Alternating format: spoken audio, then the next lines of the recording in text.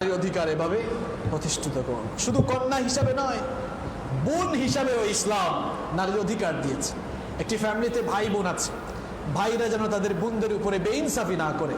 অনেক ফ্যামিলিতে দেখা যায় যে ভাই বোন আছে, ভাইরা সবাই মিলে বোনের উপরে জুলুম করে, এরকম আছে না?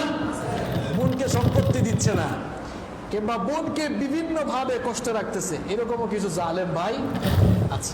বিশ্বনবী বললেন, খবরদার ভাই হয়ে বোনের উপরে জুলুম করো না। তাহলে এভাবে ইসলাম বোন হিসাবে একজন নারীর অধিকার প্রতিষ্ঠা করলো।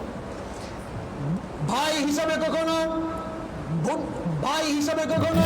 বোনের অধিকার হরণ করা যাবে না, বোনের প্রতি জুলুম করা যাবে না। বিশ্বনবী সাল্লাল্লাহু আলাইহি ওয়াসাল্লাম বলেছেন, আম্মা জান আয়েশা রাদিয়াল্লাহু আনহা এই হাদিসটি বর্ণনা করেছেন। বিশ্বনবী সাল্লাল্লাহু আলাইহি ওয়াসাল্লাম বলেছেন, লাইসা আহাদুম মিন উম্মতি ইয়াউলু সালাসা বানাতিন আও সালাসা আখাওয়াত ফায়ুহসিনু ইলাইহিন্না ইল্লা কুননা লাহু সিতরাম মিনান নার।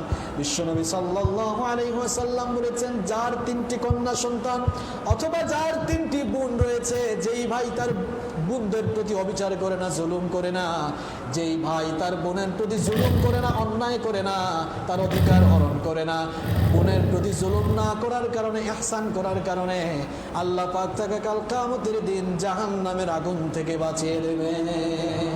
তাহলে আপনি ভাই হয়ে কি আপনার বোনের প্রতি জুলুম করবেন? করা যাবে? যারা বললেন না তারা মনে হয় করে, কিংবা করার সম্ভাবনা আছে। ভাই হয়ে বোনের উপরে জুলুম করা যাবে? তাহলে ইসলাম বোন হিসাবেও নারী অধিকার দিয়েছে, ঠিক কিনা? ইসলাম শিক্ষা ক্ষেত্রেও নারী অধিকার দিয়েছে। দেখেন, আমাদের দিন, আমাদের ধর্ম ইসলাম, এটি জ্ঞানের ধর্ম, এটি বাস্তব ভিত্তিক সায়েন্টিফিক একটি ধর্ম। বিশ্বনবী সাল্লাল্লাহু আলাইহি ওয়াসাল্লামের কাছে যখন সব